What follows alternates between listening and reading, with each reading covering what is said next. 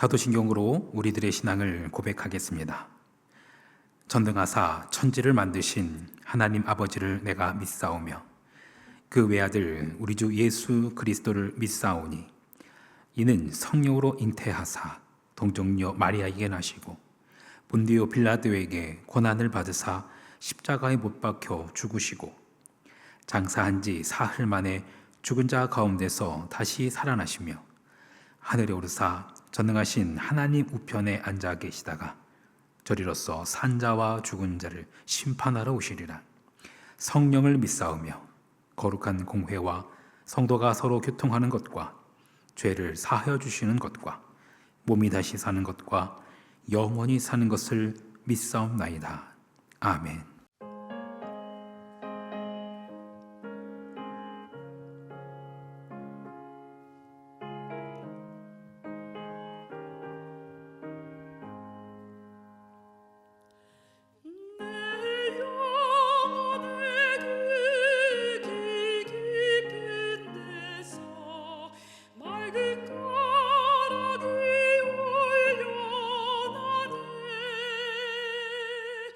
하늘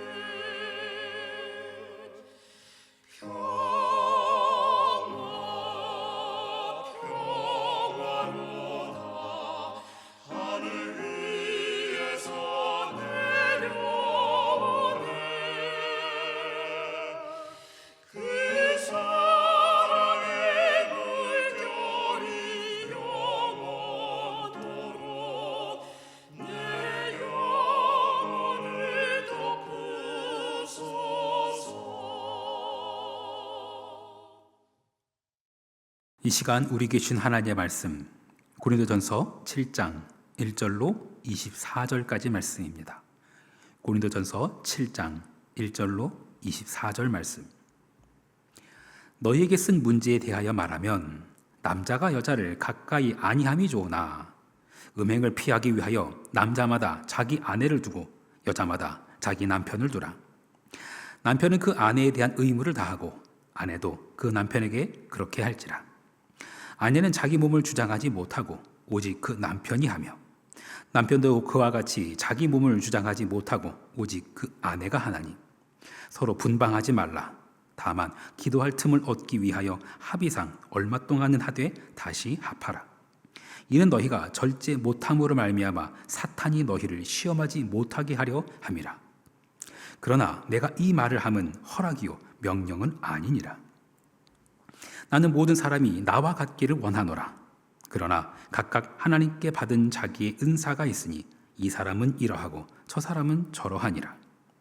내가 결혼하지 아니한 자들과 과부들에게 이르노니 나와 같이 그냥 지내는 것이 좋으니라. 만일 절제할 수 없거든 결혼하라. 정욕이 불같이 타는 것보다 결혼하는 것이 나으니라. 결혼한 자들에게 내가 명하노니 명하는 자는 내가 아니요 주시라. 여자는 남편에게서 갈라서지 말고 만일 갈라섰으면 그대로 지내든지 다시 그 남편과 화합하든지 하라. 남편도 아내를 버리지 말라. 그 아버지 사람들에게 내가 말하노니 이는 주의 명령이 아니라. 만일 어떤 형제에게 믿지 아니하는 아내가 있어 남편과 함께 살기를 좋아하거든 그를 버리지 말며 어떤 여자에게 믿지 아니하는 남편이 있어 아내와 함께 살기를 좋아하거든 그 남편을 버리지 말라. 믿지 아니하는 남편이 아내로 말미암아 거룩하게 됐고 믿지 아니하는 아내가 남편으로 말미암아 거룩하게 되나니 그렇지 아니하면 너희 자녀도 깨끗하지 못하니라. 그러나 이제 거룩하니라. 혹 믿지 아니하는 자가 갈리거든 갈리게 하라. 형제나 자매나 이런 일에 구애될 것이 없느니라. 그러나 하나님은 화평 중에서 너희를 부르셨느니라.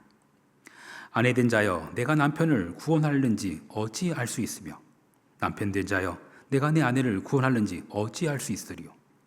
오직 주께서 각 사람에게 나눠주신 대로 하나님이 각 사람을 부르신 그대로 행하라. 내가 모든 교회에서 이와 같이 명하노라. 할례자로서 부르심을 받은 자가 있느냐? 무할례자가 되지 말며 무할례자로 부르심을 받은 자가 있느냐? 할례를 받지 말라. 할례 받는 것도 아무것도 아니요 할례 받지 아니하는 것도 아무것도 아니로되 오직 하나님의 계명을 지킬 따름이니라. 각 사람은 부르심을 받은 그 부르심 그대로 지내라. 내가 종으로 있을 때 부르심을 받았느냐? 염려하지 말라.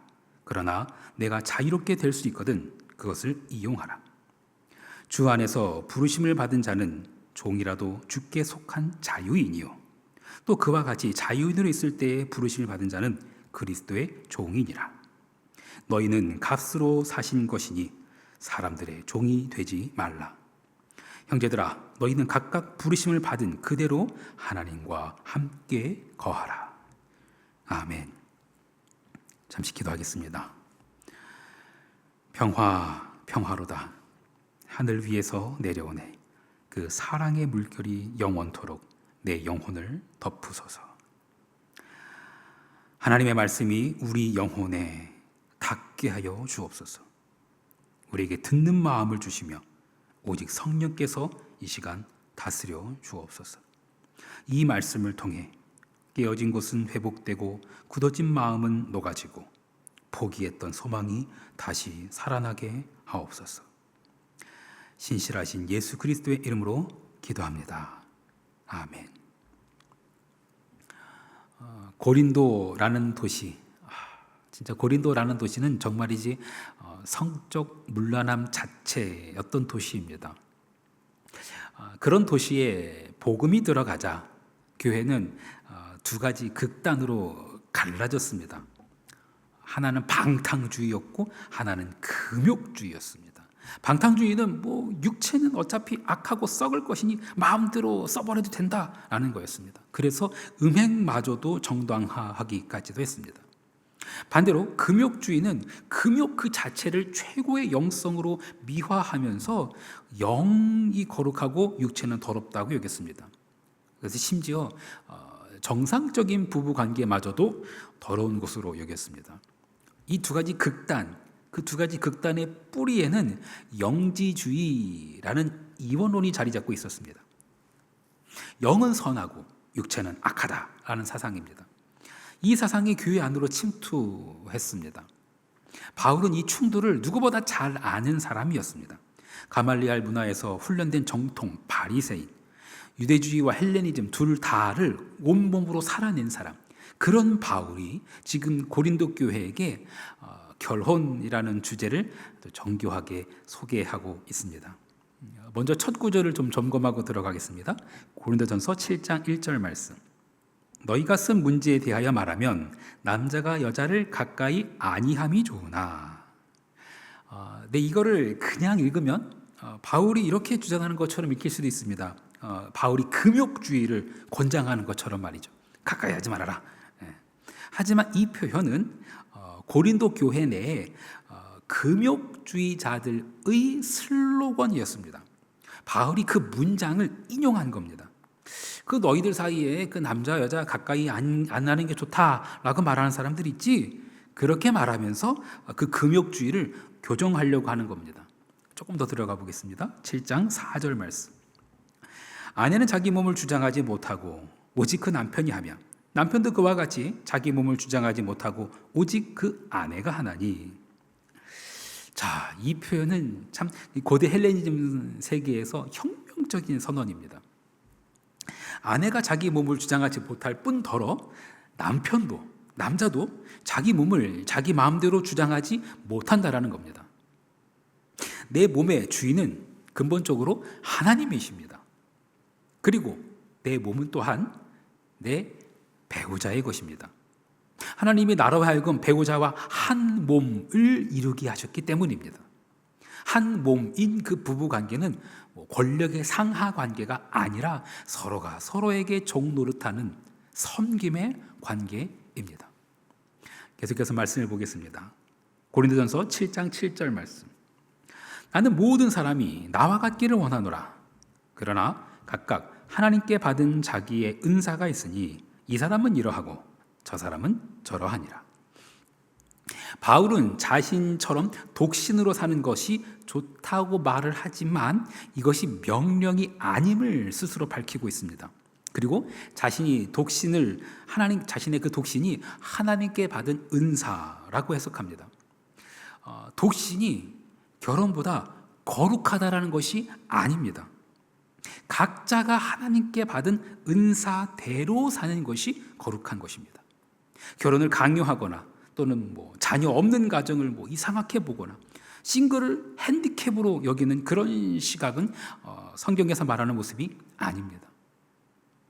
이어서 조금 예민한 부분까지 바울이 언급합니다. 10절과 11절 말씀입니다. 결혼한 자들에게 내가 명하노니 명하는 자는 내가 아니요 주시라.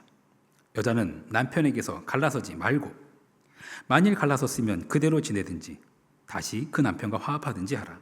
남편도 아내를 버리지 말라. 갈라서지 말아야 할 이유, 그것은 그 결혼이 언약이기 때문입니다. 모세의 경우에도 이혼 증서 써주면 된다라고 했지만 그것은 이혼을 허락하는 것이 아닙니다. 오히려 이혼을 함부로 하지 못하게 하려는 것이었습니다. 여성을 마치 물건처럼 버리는 것을 막기 위한 보호장치였습니다. 그래서 예수님께서도 하나님이 짝지어 주신 것을 사람이 나누지 못할지니라 말씀하셨습니다. 말씀을 조금 더 들어가 보겠습니다. 7장 13절 말씀. 믿지 아니하는 남편이 아내로 말미암아 거룩하게 되고 믿지 아니하는 아내가 남편으로 말미암아 거룩하게 되나니 그렇지 아니하면 너희 자녀도 깨끗하지 못하리라. 그러나 이제 거룩하니라. 레위기에 보면 정결법이 등장합니다. 부정한 것이 거룩한 것에 닿으면 거룩한 것이 오염되는 것이 구약의 레위기의 정결법입니다. 그런데 혈루병을 앓던 여인이 예수님의 옷에 손을 댔을 때 예수님이 부정해진 것이 아니라 오히려 예수님의 거룩하심이 이 여인에게 전이됩니다. 그리고 치유가 일어납니다. 예수님이 우리의 부정을 대신 담당하셨기 때문에, 예수님이 우리의 연약함을, 예수님이 우리의 죄를 담당하셨기 때문입니다. 바울은 불신 배우자와의 결혼을 이 신학으로 연결하고 있는 겁니다. 믿는 배우자가 십자가의 사랑으로 곁에 머무는 것, 그것이 선교입니다. 하나님의 선교는 먼 이방 땅에서만 시작되는 것이 아닙니다. 가정이 선교지이고 배우자가 가장 가까운 선교 대상입니다. 고린도서 7장 24절을 마지막으로 읽겠습니다. 형제들아, 너희는 각각 부르심을 받은 그대로 하나님과 함께 거하라. 결혼이 우리를 구원하는 것은 아닙니다. 독신이 우리를 거룩하게 하는 것도 아닙니다. 이혼, 그것이 하나님의 은혜를 막는 것도 아닙니다. 우리를 거룩하게 하시는 분은 오직 예수 그리스도이십니다. 다만 주님은 우리를 부르신 그 자리에서 그리스도의 사람으로 살라고 말씀하십니다. 남편으로 부르셨다면 남편의 자리에서, 아내로 부르셨다면 아내의 자리에서, 부모의 자리로 부르셨다면 부모의 자리에서, 홀로 살아가는 자리로 부르셨다면 그 자리에서, 또는 상처 이후의 삶으로 부르셨다면 그 자리에서 하나님과 함께 거하라고 말씀하십니다.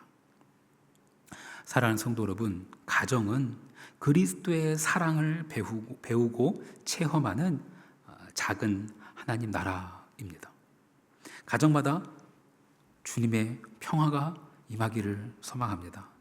깨어진 곳에는 회복을, 메마른 곳에는 사랑을, 오래된 상처 위에는 십자가의 은혜가 덮이기를 바랍니다. 주님께서 우리를 값으로 사셨으니 우리는 더 이상 누군가의 종이 아닙니다. 우리는 그리스도께 속한 자들입니다. 상처의 종도 아니고 욕망의 종도 아니고 과거나 실패의 종도 아닙니다. 우리는 오직 예수 그리스도의 종입니다. 우리 주 예수 그리스도 안에서 각각 부르심을 받은 그 자리에서 하나님과 함께하는 성도들이 되기를 간절히 축원합니다. 주기도문 하시겠습니다. 하늘에 계신 우리 아버지여, 이름이 거룩히 여김을 받으시오며 나라가 임하시오며 뜻이 하늘에서 이루어진 것 같이 땅에서도 이루어지이다. 오늘 우리에게 일용할 양식을 주시옵고 우리가 우리에게 죄 지은 자를 사하여 준 것 같이 우리 죄를 사하여 주시옵고 우리를 시험에 들게 하지 마시옵고 다만 악에서 구하시옵소서. 나라와 권세와 영광이 아버지께 영원히 있사옵나이다. 아멘.